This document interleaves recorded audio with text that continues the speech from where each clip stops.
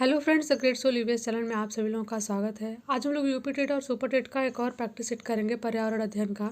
और ये practice set number 11 है। इससे पहले 10 प्रैक्टिस सेट हम लोग कर चुके हैं। वीडियो के प्लेलिस्ट में सभी प्रैक्टिस सेट पड़े होंगे, आप उनको वहाँ कर सकते हैं। तो चलिए स्टार्ट करते हैं, देखते हैं वीडियो को। निम्न में से किस स्थलाकृति का निर्माण हिमानी द्वारा हुआ है? ऑप्शन ए है लैपीज, ऑप्शन बी है यू आकार की घाटी, ऑप्शन सी है वी आकार की घाटी और ऑप्शन डी है जलप्रपात।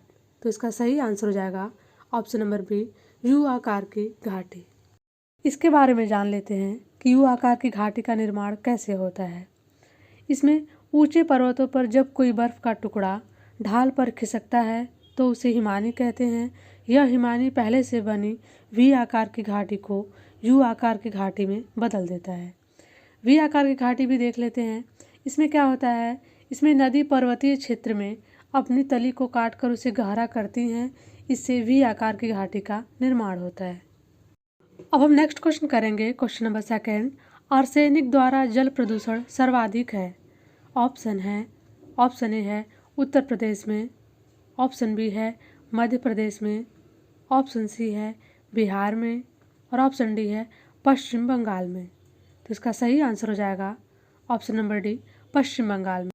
इससे कई बार ऐसे भी क्वेश्चन बने हैं कि ऐसा कौन सा इलाका है जो कि आर्सेनिक जल प्रदूषण से ज़्यादा ग्रस्त है। तो इसके बारे में जान लेते हैं। जैसे भारत के गंगा ब्रह्मपुत्र के मैदानी इलाकों तथा बांग्लादेश के पद्मा मेघना के मैदानी इलाकों में भूमिगत जल आर्सेनिक प्रदूषण से अत्यधिक ग्रस्त है। भारत में यह मामला सामने कब आया, तो इसके बारे में जान लेते हैं।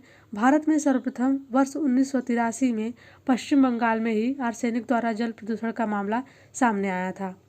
और कई बार क्वेश्चन ये भी बना है कि आर्सेनिक की अधिकता से, यदि जल में आर्सेनिक की अधिकता हो तो उससे कौन सी बीमारी हो जाती है। तो जल में आर्सेनिक की अधिकता से ब्लैक फुट नामक बीमारी हो जाती है। अब हम नेक्स्ट क्वेश्चन करेंगे, क्वेश्चन नंबर 3। तिब्बत की सांगपो नदी भारत में किस नाम से जानी जाती है? ऑप्शन ए है गंगा नदी, ऑप्शन बी है यमुना नदी, ऑप्शन सी है ब्रह्मपुत्र नदी और ऑप्शन डी है सिंधु नदी। तो इसका सही आंसर हो जाएगा ऑप्शन नंबर सी, ब्रह्मपुत्र नदी। ब्रह्मपुत्र नदी का उद्गम स्थल जान लेते हैं। ब्रह्मपुत्र नदी तिब्बत में मानसरोवर झील के निकट चेमांग युंगडुंग हिमानी से निकलती है। ब्रह्मपुत्र नदी तिब्बत में सांगपो नदी के नाम से जानी जाती है तथा बांग्लादेश में जमुना नदी के नाम से जानी जाती है। और विश्व की सबसे बड़ी नदी द्वीप जो है माजुली, वह भी ब्रह्मपुत्र नदी में ही पाई जाती है। अब हम नेक्स्ट क्वेश्चन देखेंगे, क्वेश्चन नंबर 4। पर्यावरण अध्ययन के शिक्षण से उन प्रक्रिया आधारित कौशलों को बढ़ावा दिया जाना चाहिए जो पूछताछ आधारित प्रत्यक्ष अनुभवों के केंद्र बिंदु हैं। निम्नलिखित में से कौन सा एक ऐसा कौशल नहीं है? ऑप्शन ए है पूर्वानुमान, ऑप्शन बी है निर्धारण, ऑप्शन सी है निष्कर्ष निकालना और ऑप्शन डी है अवलोकन। तो इसका सही आंसर हो जाएगा ऑप्शन नंबर बी, निर्धारण। अब हम नेक्स्ट क्वेश्चन करेंगे, क्वेश्चन नंबर 5। भारत में निम्नलिखित में से कौन सी एजेंसी मुख्य रूप से प्रदूषण के मापन से संबंधित है? ऑप्शन ए है ग्रीन ट्रिब्यूनल, ऑप्शन बी है केंद्रीय प्रदूषण नियंत्रण बोर्ड, ऑप्शन सी है केंद्रीय जल आयोग और ऑप्शन डी है सर्वे ऑफ इंडिया। तो इसका सही आंसर हो जाएगा ऑप्शन नंबर बी, केंद्रीय प्रदूषण नियंत्रण बोर्ड। अब हम करेंगे क्वेश्चन नंबर 6। टाइटन किस ग्रह का प्राकृतिक उपग्रह है?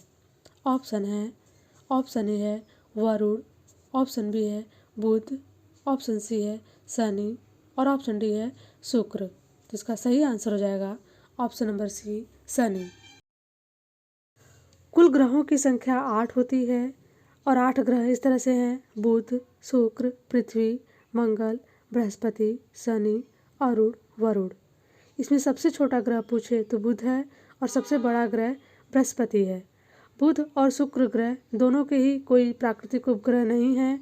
यदि मंगल का प्राकृतिक उपग्रह पूछे तो इसके 2 उपग्रह होते हैं, फोबोस और डिमोस। शनि ग्रह के कुल 82 उपग्रह हैं, जिसमें से टाइटन शनि का सबसे बड़ा उपग्रह है। अब हम नेक्स्ट क्वेश्चन करेंगे, क्वेश्चन नंबर 7। अंतर्राष्ट्रीय ओजोन दिवस कब मनाया जाता है?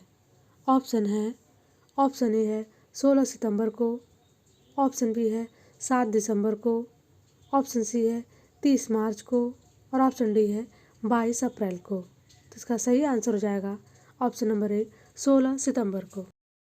अब हम करेंगे क्वेश्चन नंबर 8। ग्रीन मफलर संबंधित है।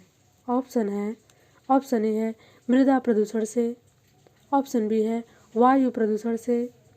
ऑप्शन सी है ध्वनि प्रदूषण से।